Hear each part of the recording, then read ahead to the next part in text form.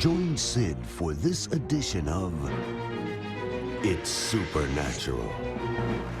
Déçus par de nombreux prophètes, ne jetez pas le bébé avec l'eau du bain sale. Laissez mes invités vous parler des vrais prophètes, les prophètes de la nouvelle génération. À tout de suite. Bienvenue Saint-Esprit. Va et coule dans cette émission. Mon invitée, Emma Stark, est connue dans le monde entier comme la prophète celtique. Elle a vu la bibliothèque la plus étonnante du ciel. Elle est remplie de livres et elle a été choquée quand elle a vu des anges arracher des pages des livres qui enregistraient ce que sera notre destin. Certaines pages auraient pu porter votre nom. Pourquoi les anges arracheraient-ils des pages du livre de quelqu'un? Oh, je veux dire, Sid, que c'était absolument horrible. Il y a dans la parole de Dieu, dans Amos chapitre 3, et c'est un verset assez fort, et il est dit ceci.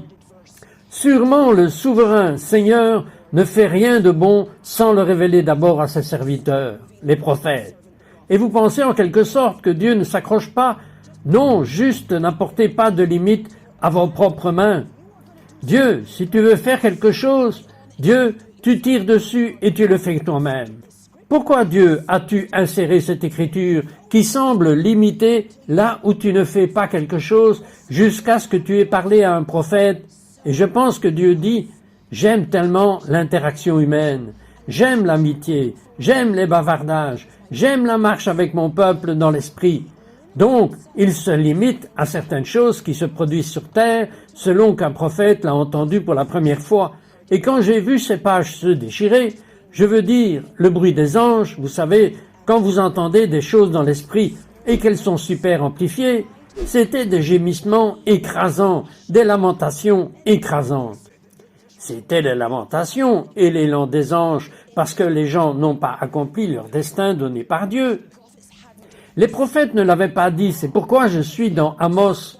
Et donc les anges disent, aucun prophète n'a prophétisé cela, j'arrache.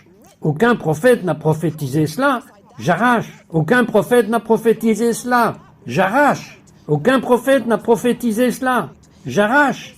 Et il y avait une poubelle que nous appellerions une poubelle en Europe, mais ce tas de ce qui allait finir comme détritus, des histoires de mensonges. Et le Seigneur dit, où sont mes prophètes purifiés? Où est mon peuple? Même pas les prophètes ne le rendent exclusif.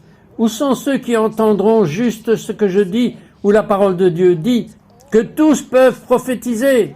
Où sont ceux qui vivent dans l'esprit, par l'esprit, conduits par l'esprit, pas seulement remplis de l'esprit? Où sont les cris des anges, le cri du Seigneur lui-même? Où sont ceux qui se jetteront à mes pieds pour entendre ma voix? Parce que je me suis limité dans Amos chapitre 3 pour agir uniquement lorsqu'un prophète ou une personne prophétique l'a entendu en premier. La Bible dit « désirer des dons », en particulier la prophétie. Mais vous devez en quelque sorte synchroniser cela avec Romains ou le livre des Romains qui dit « j'ai aimé Jacob et j'ai détesté Ésaü ». Pourquoi? Parce qu'Ésaü a méprisé les choses spirituelles et cela l'a amené au point où Dieu a dit « je te déteste ». Il n'y a aucun autre document dans les Écritures où Dieu dit qu'il déteste quelqu'un. Cela m'a terrifié.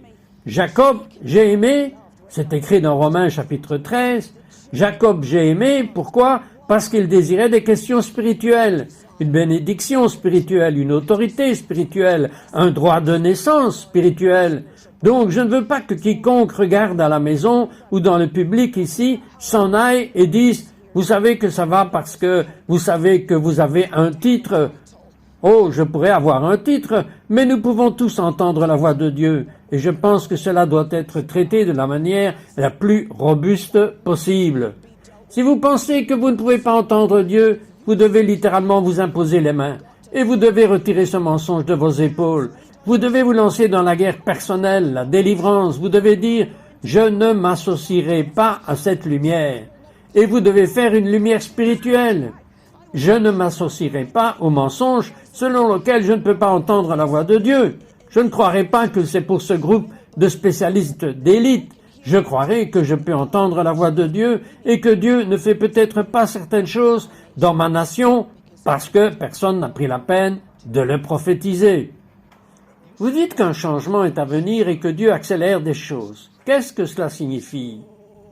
Oh, je suis toujours un peu nerveuse quand nous disons le mot accélérer. Je pense que Dieu accélère les gens, mais c'est à travers le processus d'incendie et de test. Et si vous avez ressenti le feu de Dieu, si vous avez ressenti une pression, si vous vous êtes senti incompris, si vous vous êtes senti rabaissé, si vous vous êtes senti mutilé, si vous avez ressenti une mission contre vous de quelque manière que ce soit, je pense que vous devez prendre cela comme une miséricorde accélérée de Dieu pour élever votre caractère. Et puis, littéralement, vous vous mettez en quelque sorte dans la boîte.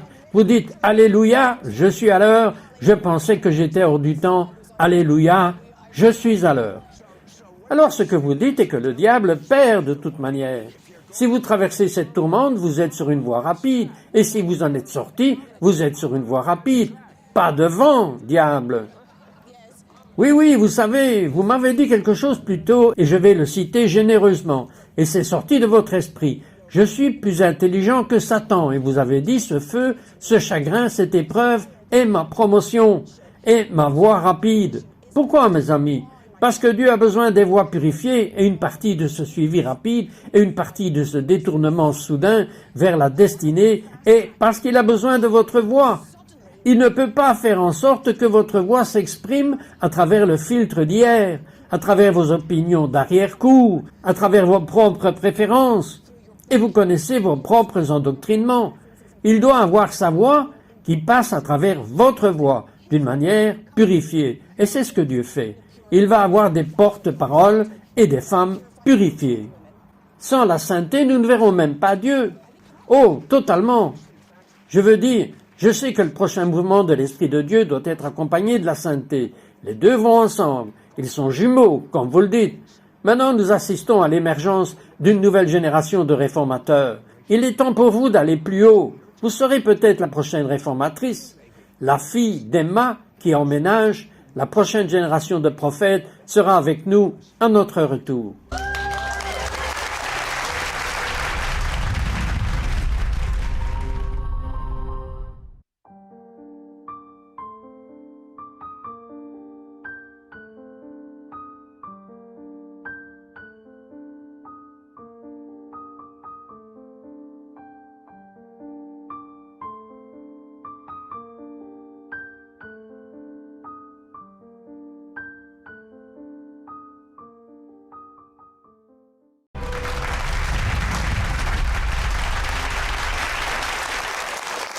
Aujourd'hui, Jessica Stark, 21 ans, vient tout juste d'obtenir son diplôme de l'Université d'Édimbourg et a grandi dans une famille où les visions, les rêves, les rencontres angéliques sont normales. Je veux entendre parler de la première rencontre de Jessica au paradis. J'avais 10 ans et le Seigneur m'a pris. Vous avez commencé à 10 ans? Je ne savais même pas qui était Jésus jusqu'à 30 ans. Je l'ai connu à 10 ans et il ne jouait pas avec moi, il ne plaisantait pas. Et il m'a emmené directement dans la salle du trône. Et je m'en souviens, à tel point que c'est vif, parce que j'y reviens sans arrêt, et il m'a emmené directement dans la salle du trône. Excusez-moi, les larmes vous viennent aux yeux? Pourquoi? Je pense que ça me fait juste que je suis si ému maintenant, assise là, pensant, Père, tu as eu une telle pression pour moi quand j'étais enfant, et je me sens si béni d'avoir pu voir cela si jeune, avant que mon imagination et mon cœur d'enfant sauvage ne soient ternis. Vous savez, j'ai pu rencontrer le Seigneur si directement. Alors j'étais dans la salle du trône, et vous savez, il ne gâche rien. Il m'emmène directement devant, et la première chose que j'ai vue là-haut ressemble à ce qu'Ézéchiel a vu, et l'Apocalypse, c'est cet ange avec des fronts, et puis j'ai vu un ange avec des yeux sur tout le corps, et des ailes doubles de la taille de son corps qui se couvrent. Excusez-moi. Connaissiez-vous beaucoup de choses sur la description du livre de l'Apocalypse? Pas du tout. Et je n'avais même pas lu l'Apocalypse à ce stade. Je veux dire, j'étais élevée en tant que chrétienne. Vous le décrivez exactement. Après la rencontre, je suis allé directement voir mes parents.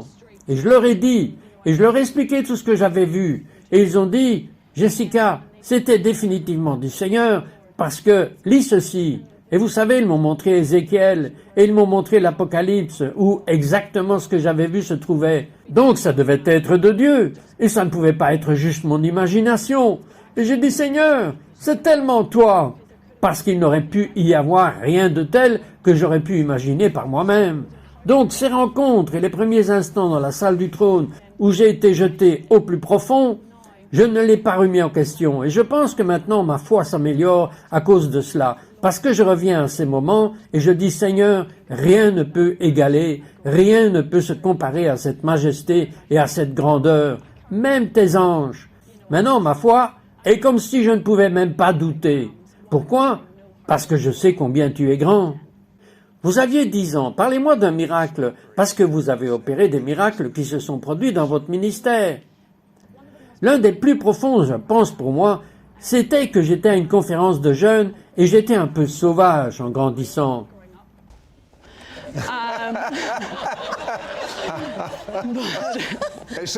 C'est un euphémisme, Emma, mais d'une manière enthousiaste. Je ne pense pas que tu sois un type d'être humain particulièrement rebelle, mais tu aimes les choses, tu aimes tout le monde. Je sais qu'elle est si extravagante, dévouée, un peu comme David qui arrive à Jérusalem, vous savez, qui danse avec tant de ferveur. Mais ensuite, je pense que nous avons toujours ressenti ça en tant que famille, et David, mon mari, qui est dans le public ici aujourd'hui, nous avons dit que nous allions aimer toutes les autres personnes dans la pièce, parce que si nous ne le faisons pas, il n'y a pas de modèle pour nos adolescents.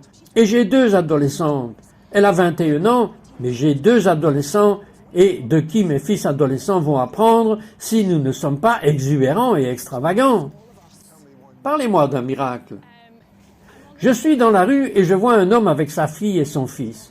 Et il est en fauteuil roulant. Et je m'approche d'eux. Et vous savez, nous faisons un peu cette évangélisation. Et même si je peux être sûr que l'évangélisation audacieuse n'a pas toujours été ma partie préférée, mais vous savez, je l'ai fait quand même. Et je suis allé vers lui et je lui ai dit, « Hé, connaissez-vous Jésus ?»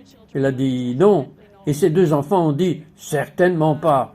Et nous n'en voulons pas non plus. » J'ai dit « Ok, je crois en un Dieu qui guérit et un Dieu qui fait des miracles. Et je vois que vous êtes dans un fauteuil roulant. » Et j'ai dit « Croiriez-vous en Dieu si je vous faisais vous lever et marcher ?» Il a dit « Eh bien, je croirais en tout ce qui me ferait faire ça. » Alors j'ai prié pour lui et je lui ai demandé, sur une échelle de 1 à 10, où en est la douleur sur une échelle de 1 à 10? Que ressentez-vous? Il a dit, je suis paralysé à partir de la taille, donc je ne peux même pas vous dire si j'ai mal ou pas. J'ai dit, ok, écoutez, demain c'est dimanche, nous avons un service religieux. Si vous ressentez quelque chose pendant la nuit, vous me recontactez et je vous verrai à l'église.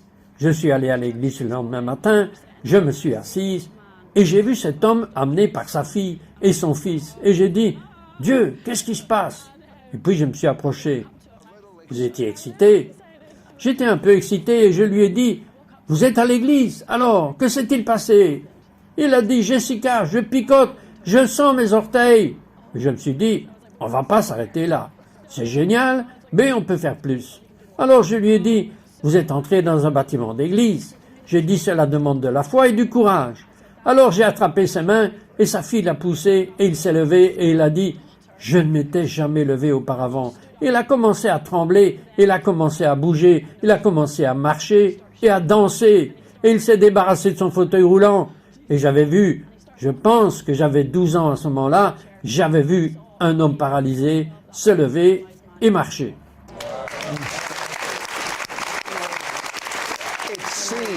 Il semble qu'il y ait une telle secousse en cours. De quoi le monde a-t-il besoin pour bien entendre, Emma? Je pense que nous savons que nous disons « Oh, Dieu t'aime et Dieu te guérit ». Mais nous sommes dans Ézéchiel 21 et Dieu, dans Ézéchiel, a levé le poing et il a dit que Dieu frappe son poing. C'est une écriture tellement extrême, n'est-ce pas, Sid? Et vous pensez « Attendez, pouvons-nous juste enlever ce morceau? Parce que Dieu, tu as l'air d'être sauvage. Pour la justice, tu as l'air d'être ému par la douleur. » Et donc je pense que dans cette écriture, Dieu dit « Je suis connecté là où il y a une injustice à venir et à me transformer. Je suis connecté pour être dans les endroits où il doit y avoir une transformation et me retourner. Si vous avez eu des douleurs ou quelque chose de légal qui n'a pas été percé pour vous et que vous aviez besoin de briser ou de retenir des héritages, ou parlons même plus vraiment de la guerre et de la Troisième Guerre mondiale qui s'en vient et de certaines des secousses économiques que nous savons qu'elles vont survenir, Vous avez besoin de savoir plus qu'un Dieu qui va là-bas. Vous avez besoin de connaître un Dieu qui frappe des poings. Un Dieu qui est le Dieu qui dit « Je descends, j'interviens et j'arrange ça ». Et ça ressemble à la lignée de Judas, la gloire de Judas. Emma, que signifie la déclaration? Il y a une deuxième vague qui arrive. Oh oui, cela vient directement d'Ézéchiel. Là où se trouve Ézéchiel, il prophétise sur la vallée des ossements secs, et cela concerne vraiment le mouvement prophétique et ceux qui prophétisent. Tout le monde qui s'intéresse à l'Apocalypse est prophète, cite. Je pense que nous avons eu de nombreuses années de génie d'hommes et de femmes, des pionniers qui ont apporté la parole du Seigneur à une époque où nous ne savions même pas qu'on pouvait prophétiser. Et dans de nombreux sens, ils avaient les bâtons dans leurs mains. Ce que nous savons maintenant a été transmis et nous sommes reconnaissants pour ce qu'ils ont fait. Mais il y a une autorité et une sauvagerie et des prophètes avec des dents et un sens de ceux qui diront la vérité, qui ne sont pas uniquement préoccupés par les honoraires ou qui ne sont entièrement préoccupés par ce qu'ils sont. Je vais être léger parce que vous et moi savons qu'aucun prophète dans les Écritures ne gagnerait un concours de popularité. Donc il y a cette gloire et je ne demande pas aux gens d'être impolis. Ce n'est pas à propos de cela.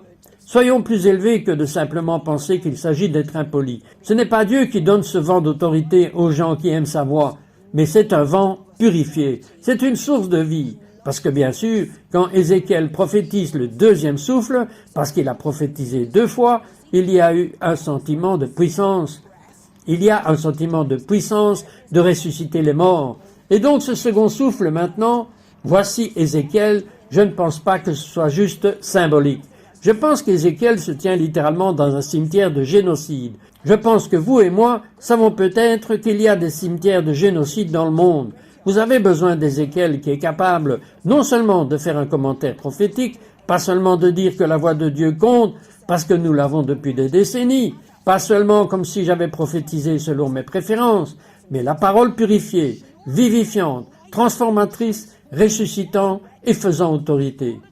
Dieu qui va littéralement vider les tombes du génocide, comme Ézéchiel l'a fait, c'est la deuxième vague. Jessica, regardez la caméra et commencez une prière. Et puis j'aimerais que votre mère la termine. Père, je parle à tout le monde dans cette pièce et je parle à tous ceux qui regardent en ligne et je dis, ouvrez vos yeux et vos oreilles, prophétisez, comme il est dit dans les Corinthiens, c'est pour tous. Entendre ta voix est pour tous. Voir ta majesté et ta gloire est pour tous. Père, je prie juste maintenant pour les enfants et les enfants des prochaines générations et je parle à ces générations. Je dis Père, avec la facilité de ta vue, de ton ouïe et de ta rencontre, à travers les rêves et les visions, réveille-nous Père. Que nous ne soyons pas émoussés ou aveuglés, que nous n'ayons pas un capuchon sur nos yeux et nos oreilles, que quand nous te voyons Père, nous te voyons clairement et nous t'entendions clairement et que nous te rencontrions pour que nous connaissions ta pureté dans l'intensité de ton feu et de ton amour et avoir un désir ardent en nous. Père, je te remercie parce que nous avons la bénédiction de nous tenir debout devant ta gloire. Je te remercie, Père, car nous pouvons entendre et prophétiser tes paroles là où il est dit « Cela est fait ». Merci, Père, que cela ne se limite pas à une génération ou à un groupe de personnes, Père, parce que cela est pour tous, au nom de Jésus. Alors, levez la main pour que vous puissiez l'attraper. C'est ce que faisaient les vieux rabbins. Ils levaient les mains sur les gens pour qu'ils puissent attraper quelque chose. Alors, au nom de Jésus, je vous libère pour que vous puissiez l'attraper, où que vous soyez, attrapez-le. Je vous libère et vous libère pour que vous puissiez l'attraper, pour que vous puissiez l'atteindre comme Ézéchiel et Daniel et Jean le révélateur. Et je vous libère dans ce lieu pour voir à nouveau, entendre, connaître, ressentir, percevoir, comprendre avec clarté qui est votre Dieu. Et afin que vous puissiez savoir ce que c'est d'être avec lui là où il est, au nom de Jésus. Amen. Amen. Et avez-vous entendu comment elle a terminé cette prière? Amen. Ça veut dire qu'il en soit ainsi.